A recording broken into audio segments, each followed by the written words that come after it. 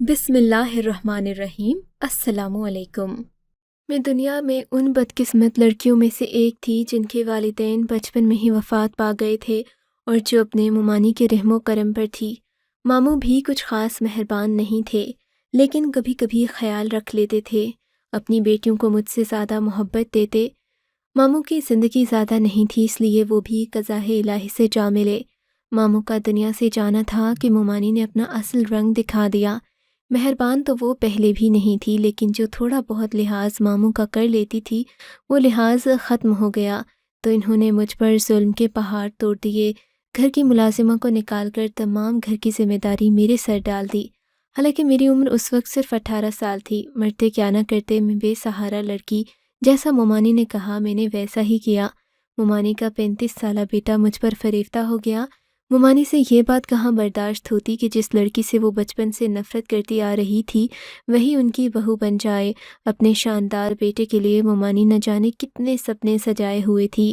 وہ اپنے بیٹے کے لیے کوئی ڈاکٹر بہو لانا چاہتی تھی، کسی اونچے خاندان سے، اور میں تو ایک غریب لڑکی تھی جس کے والدین بھی نہیں تھے اور جس کو جہیز کے نام پر کچھ ملنا بھی نہیں تھا۔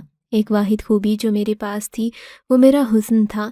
میں انتہائی حسین تھی، اتنی زیادہ حسین کہ جب آئینے میں اپنے آپ کو دیکھتی تو حیران ہو جاتی، کیا واقعی یہ میں ہوں؟ یہ میری صورت، یہ میرا چہرہ، میری آنکھیں ہیں، یہ میرے ہونٹ ہیں۔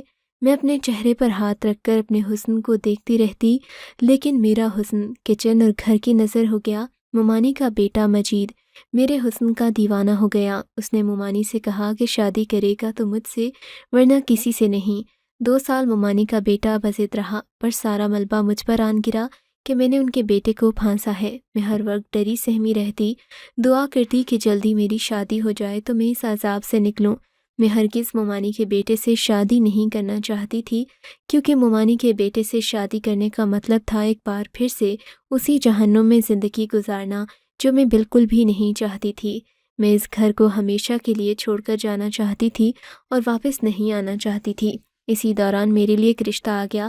ممانی نے فوراً ہاں کر دی، چٹ منگنی پٹ بیاہ ہو گیا۔ ان لوگوں نے جہیز کے نام پر 1 روپیہ بھی نہیں لیا تھا۔ میرے کپڑے بھی ان لوگوں نے بنوا کر دیے، تو میں بہت خوش ہوئی کہ مجھے اتنا اچھا سسرال ملا جن کی کوئی ڈیمانڈ نہیں ہے۔ لیکن شادی کی پہلی ہی رات میری ساری خوشی ہوا ہو گئی جب مجھے میرے شوہر کے متعلق ایک ایسی حقیقت کا علم ہوا جسے سن کر میرے سر پر آسمان آ گرا۔ میں دلہن کے روپ میں سجی سنوری بیٹھی تھی اور شوہر ولید کا انتظار کر رہی تھی۔ ولید اندر داخل ہوئے، میرا چہرہ جھکا ہوا تھا۔ وہ میرے قریب آ کر بیٹھ گئے، لیکن مجھے نہ جانے کیوں کسی انہونی کا احساس ہوا۔ انہوں نے مجھے سوال کیا کہ میں دیکھنے میں کیسی ہوں۔ میں نے حیرت سے ان کی طرف دیکھا۔ میں نے کہا اب خود گھونگھٹ پلٹ کر دیکھ لیں، میں کیسی ہوں؟ ان کا قہقہا بلند ہوا۔ مجھے ان کے اس طرح سے زور پر ہنسنے کی بات سمجھ نہیں آئی۔ وہ کیوں ہنس رہے تھے اور کیوں میرا گھونگھٹ پلٹ نہیں رہے تھے؟ میں نے خود ہی اپنا گھونگھٹ پلٹ کر انہیں دیکھا۔ وہ سامنے دیکھ رہے تھے، میری طرف دیکھ ہی نہیں رہے تھے۔ میرا دل ڈوب گیا۔ میں نے ان سے کہا آپ مجھ سے ناراض ہیں یا آپ اس شادی سے خوش نہیں ہیں جو مجھے دیکھ نہیں رہے؟ وہ پھر سے ہنسنے لگے۔ مجھے ان کے رویے میں کچھ عجیب سا محسوس ہو رہا تھا۔ میں سمجھنے سے قاصر تھی کہ وہ اس طرح سے کیوں ہنس رہے ہیں۔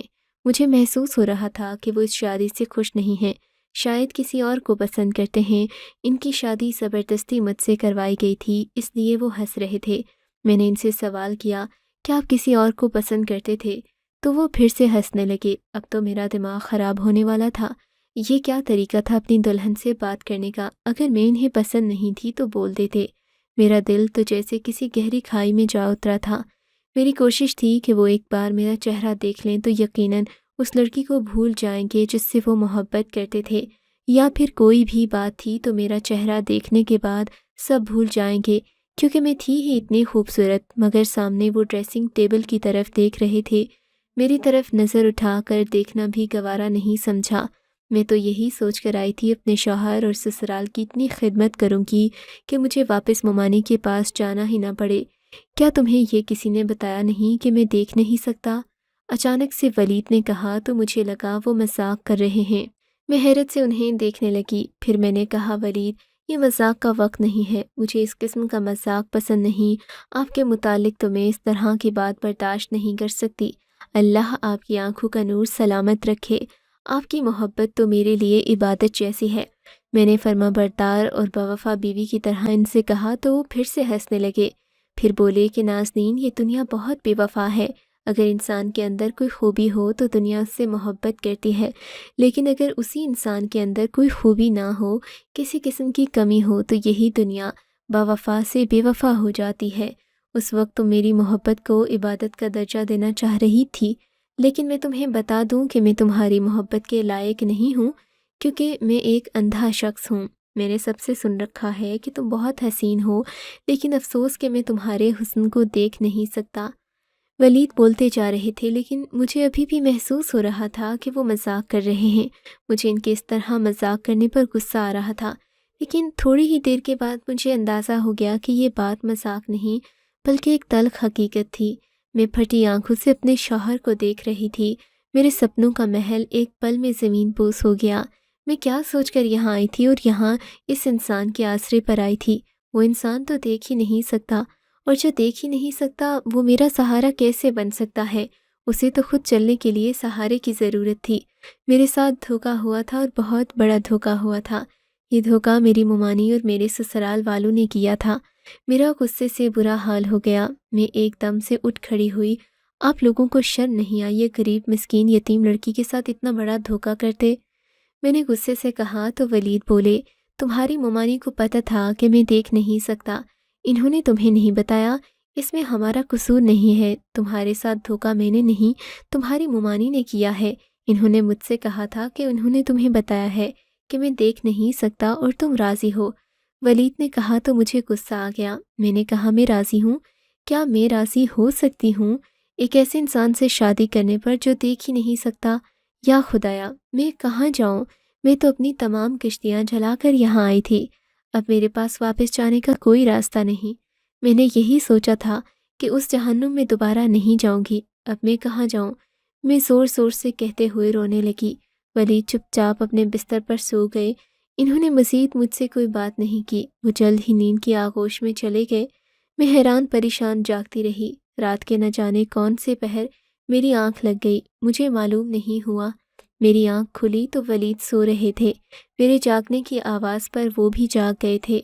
انہوں نے سہارا تلاش کیا، لیکن میں اتنے غصے میں تھی کہ میں نے انہیں سہارا دینا بھی ضروری نہیں سمجھا کہ مجھ سے پہلے بھی تو اپنے کام کیا کرتے تھے۔ یہ کمرہ ان کا تھا۔ اندازے کے مطابق وہ واش روم چلے گئے، پھر تھوڑی دیر بعد باہر نکلے۔ میں نے ان سے کوئی بات نہیں کی۔ انہوں نے مجھے پکارا، نازنین، کیا تم یہاں ہو؟ میں کمرے میں ہی موجود تھی، مگر میں نے ان کی بات کا کوئی جواب نہیں دیا۔ میرا دل اتنا خراب ہو چکا تھا جس کی کوئی حد نہیں تھی۔ میں 20 سال کی ایک خوبصورت لڑکی تھی اور اس پر یہ ظلم ہوا تھا۔ میری حالت کا اندازہ لگانا دوسروں کے لیے مشکل تھا۔ جوتا پاؤں میں کہاں تکلیف دیتا ہے، یہ جوتا پہننے والا ہی جانتا ہے اور کوئی نہیں۔ مجھے بھی تکلیف ہو رہی تھی۔ میری تکلیف سے صرف میں ہی واقف تھی۔ دن یوں ہی گزرتے رہے۔ میرا سسرال میں دل نہ لگتا بھی تو کیسے؟ جس کے آسرے پر میں آئی تھی وہ تو کسی کام کا نہیں تھا۔ میری ساس نے مجھ سے کہا کہ تمہاری ممانی کو ہم نے ہر حقیقت سے آگاہ کیا تھا۔ انہوں نے کہا کہ تم راضی ہو۔ انسانی ہمدردی کی خاطر ولید سے شادی کرنا چاہتی تھی۔ مجھے وارث چاہیے تھا، اب مجھے تم وارث دو گی۔ اپنی ساس سے بات کرنے کے بعد مجھے احساس ہو گیا کہ میرے سسرال والوں کا کوئی قصور نہیں ہے۔ انہوں نے میری ممانی کو اندھیرے میں نہیں رکھا، لیکن میری ممانی نے مجھے اندھیرے میں رکھا۔ تو کیا ضرورت تھی آپ کو اپنے اندھے بیٹے کی شادی کرنے کی؟ میں نے غصے سے اپنی ساس کو کہا۔ انہوں نے کہا تو مجھے بھی غصہ آ گیا۔ میں نے کہا اندھے کو اندھا نہ کہوں تو اور کیا کہوں؟ میں ایسی پتھر دل اور بے حس لڑکی ہرگز نہیں تھی، لیکن حالات اور واقعات نے مجھے پتھر دل اور بے حس بنا دیا۔ پہلے تو ممانی کے رویے نے مجھے پتھر بنا دیا، اب شادی کے بعد ملنے والے اس دھوکے نے مجھے بے حس بنا دیا تھا۔ دوسروں کے جذبات اور احساسات کی مجھے کوئی فکر نہیں تھی۔ میرے جذبات چکنا چور ہو گئے تھے۔ میں برے طریقے سے ٹوٹ گئی تھی اور میری سمجھ میں نہیں آ رہا تھا کہ میں کیا کروں۔ پھر بھی میں نے بہت کوشش کی دل لگانے کی، لیکن میرا دل نہیں لگتا تھا۔ میں چاہتی تھی میرے حسن کو سراہا جائے، میری تعریف کی جائے، مجھے میرا حق ملے۔ اب میں ہر وقت روتی رہتی تھی۔ ولید بند کمرے میں میری سسکیاں سنتے، مجھے چپ کروانے کی کوشش کرتے، لیکن مجھے ان کا وجود ہی اپنے سامنے برداشت نہیں ہو رہا تھا۔ نہ جانے مجھے کیا ہو گیا تھا، میری شخصیت منفی ہو گئی تھی۔ اسی دوران ولید نے کہا وہ شہر سے کہیں دور جا رہے ہیں، واپسی پر انہیں دیر ہو جائے گی۔ ڈرائیور کے ساتھ جاتے اور ڈرائیور کے ساتھ آتے۔ وہ چلے گئے تو میں نے سکون کا سانس لیا۔ میں کام وغیرہ بھی کچھ نہیں کر رہی تھی کیونکہ مجھے بہت غصہ تھا۔ سارا کام نوکرانی کرتی، یہاں پر ہر سہولت تھی، نہیں تھی تو بس میرے دل کی خوشی نہیں تھی۔ آدھی رات کو پیاس کی شدت سے میری آنکھ کھلی، میں اٹھ کر کچن میں آئی، پانی پینے لگی کہ اچانک سے پیچھے سے کسی نے میرے منہ پر ہاتھ رکھ دیا تاکہ میں چیخ نہ سکوں۔ تم بہت خوبصورت ہو، میں نے جب سے تمہارے حسن کو دیکھا ہے تب سے تمہارا دیوانہ ہو گیا ہوں۔ آج تمہارا شوہر گھر پر نہیں ہے، حالانکہ وہ دیکھ نہیں سکتا، لیکن پھر بھی میں اس کی غیر موجودگی میں آنا چاہتا تھا تاکہ تم سے کھل کر اپنی محبت کا اظہار کر سکوں۔ میں تمہیں بتا دوں، میں تمہارے پڑوس میں رہتا ہوں، روزانہ اپنے کمرے کی کھڑکی سے تمہیں بالکنی میں کھڑا دیکھتا ہوں۔ مجھے افسوس ہے تم جیسی حسین لڑکی کی شادی ایک ایسے انسان سے ہو گئی جو تمہارا حسن دیکھ ہی نہیں سکتا۔ میرے کان کے قریب سرگوشی کے انداز میں وہ بولتا جا رہا تھا۔ میں نے آنکھیں گھما کر دیکھا تو اس نے نقاب پہنا ہوا تھا اور اس کی آنکھیں نمایاں تھیں۔ میں قسمت اور حالات کی ماری ہوئی لڑکی تھی۔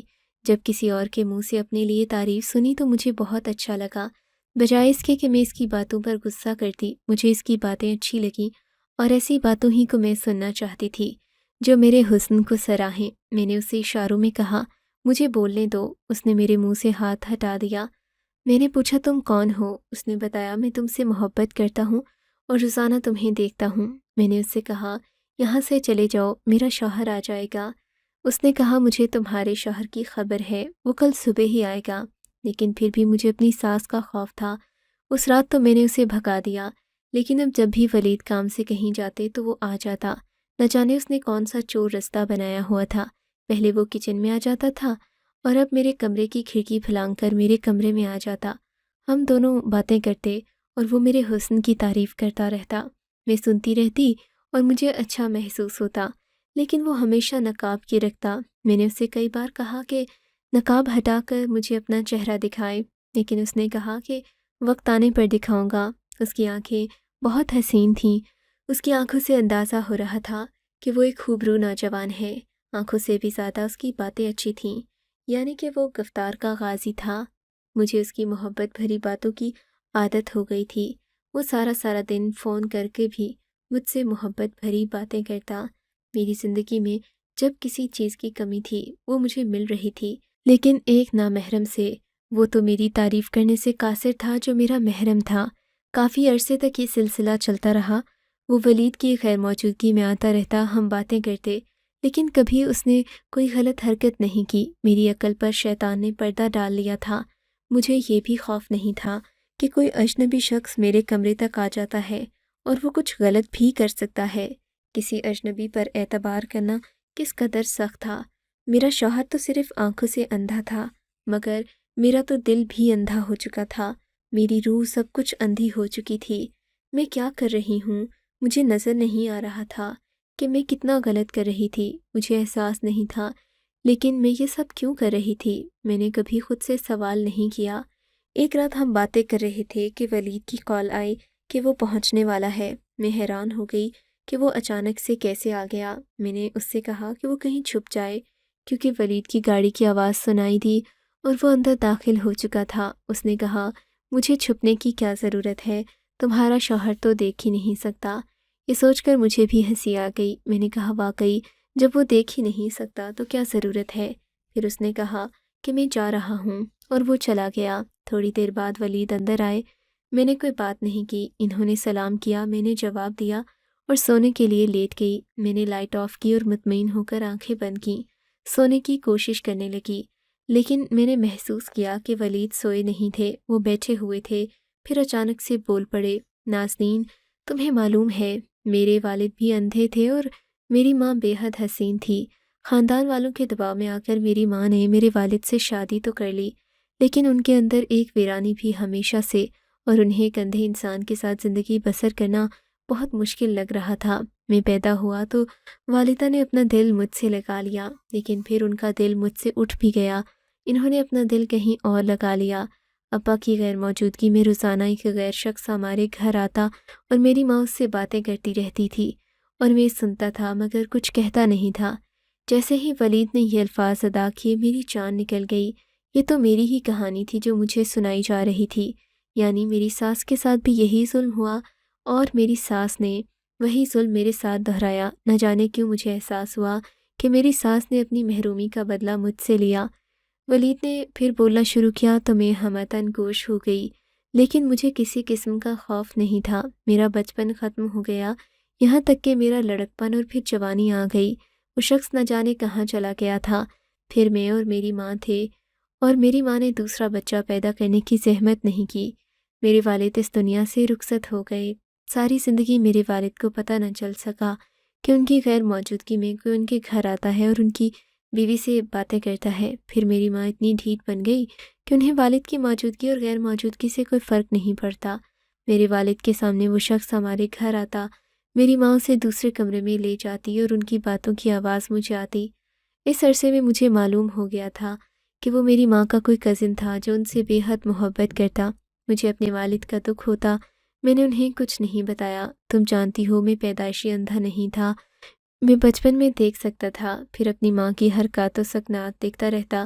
اپنی آنکھوں سے آہستہ آہستہ میری بینائی جاتی رہی، کیونکہ یہ اندھا پن میرے باپ کی طرف سے مجھے وراثت میں ملا تھا۔ میں نے لڑکپن کو پہنچا تو بالکل اندھا ہو چکا تھا۔ مجھے خوشی تھی کہ میں اب دیکھ نہیں سکتا کہ میری ماں کیا کرتی ہے۔ پھر مجھے احساس ہوا کہ مجھے یہ سب نہیں کرنا چاہیے، دوسروں کی خاطر اپنی زندگی برباد نہیں کرنی چاہیے۔ اس لیے میں نے اپنا علاج شروع کیا۔ اور نازنین، شادی کی رات جب میں نے تمہیں دیکھا تو تمہارے حسن کو دیکھ کر حیران رہ گیا۔ ولید کہتے کہتے خاموش ہو گئے اور ان کی بات سن کر میرے 14 طبق روشن ہو گئے۔ وہ تو اندھے تھے، پھر انہوں نے میرا حسن کیسے دیکھ لیا؟ میں ایک جھٹکے سے اٹھ بیٹھی اور اندھیرے میں ان کے وجود کو دیکھتی رہی جو سائے کی طرح نظر آ رہا تھا۔ آپ نے کیسے مجھے محسوس کیا؟ آپ تو دیکھ نہیں سکتے۔ مجھے اپنی آواز کسی کھائی سے آتی محسوس ہو رہی تھی۔ میرا دل ٹوٹ گیا۔ وہ یہ کیا کہہ رہے تھے؟ وہ دیکھ سکتے تھے یا پھر وہ کوئی مذاق کر رہے تھے جو میرے ساتھ ہو رہا تھا؟ میں نے لڑکپن کے بعد اپنی آنکھوں کا علاج شروع کیا۔ میرے ساتھ زیادہ مسئلہ نہیں تھا، تھوڑے سے علاج میں ہی آپریشن کے ذریعے میری بینائی واپس آ گئی اور وہ سب کچھ میں دیکھ سکتا تھا۔ اس وقت میری ماں نے میری شادی کا فیصلہ کیا۔ میں نے خاموشی سے ان کا فیصلہ قبول کر لیا۔ تمہاری تصویر مجھے میری ماں نے دکھائی، کیونکہ وہ مجھے اب تک اندھا سمجھتی تھی۔ میں نے ان سے کچھ کہا بھی نہیں، میرا دل تو ان سے اٹھ چکا تھا۔ جب ہماری شادی ہوئی تو میں دیکھ سکتا تھا، میں نے تمہیں دیکھا تھا، لیکن میں یہ دیکھنا چاہتا تھا کہ تم کس طرح کی بیوی ثابت ہوتی ہو، بے وفا ہو کر میرے اندھے پن کا یا پھر میرا سہارا بنتی ہو۔ لیکن مجھے تمہارا رویہ دیکھ کر بہت افسوس ہوا۔ میں نے تمہیں چھوڑنے کا فیصلہ کر لیا تھا۔ تمہارے سامنے اندھے پن کا ناٹک میں نے صرف ایک ہی مہینہ کیا اور 1 مہینے میں تم نے مجھے چھوڑ کر اپنا ایک عاشق بھی بنا لیا۔ ولید کی بات سن کر میرے تو سر پر آسمان آ گرا، میرے پاؤں تلے سے زمین سرک گئی۔ نازنین، وہ نقاب پوش کوئی اور نہیں، میں ہی تھا۔ ان کی بات سن کر مجھ پر غشی طاری ہونے لگی۔ میرے ساتھ کیا ہو رہا تھا مجھے سمجھ نہیں آ رہا تھا۔ میں اپنی قسمت پر کیسے ماتم کروں؟ آپ نے یہ سب میرے ساتھ کیوں کیا؟ میں نے ہمت کر کے ولید سے سوال کیا۔ ولید نے اٹھ کر کمرے کی لائٹ آن کر دی، وہی نقاب دراز سے نکالا، اپنے چہرے پر پہن لیا۔ میں نے دیکھا یہ وہی شخص ہے جو مجھ سے ملنے آتا تھا۔ میں نے اپنے شوہر سے اس قدر نفرت میں مبتلا ہو گئی تھی کہ کبھی غور نہیں کیا کہ آنکھیں میرے شوہر کی آنکھیں جنہیں میں دیکھتی ہوں نقاب کے پیچھے۔ نازنین، اگر میں شادی کے بعد اندھا ہو جاتا کسی حادثے میں تو کیا تم کسی اور سے روابط استوار کر لیتی؟ ولید کے سوال نے مجھے شرمندہ کر دیا۔ میرے پاس بولنے کی ہمت نہیں تھی۔ میرا دل کر رہا تھا زمین پھٹ جائے اور میں اس میں سما جاؤں۔ مجھے اس نقاب پوش سے محبت ہو گئی تھی اور پھر وہ میرا شوہر ہی تھا۔ اب میں کہاں جاؤں؟ میں تم سے ناراض نہیں ہوں، میں حالات کا مارا ہوا انسان تھا جس نے اپنی ماں کی بے وفائی دیکھی تھی اور میں اس کی سزا ایک معصوم لڑکی کو دینا چاہ رہا تھا، اسے آزما کر۔ لیکن آج مجھے احساس ہو رہا ہے کہ میں نے غلط کیا۔ میں تمہیں معاف کرتا ہوں کیونکہ میں تمہارے کردار کو جان گیا ہوں۔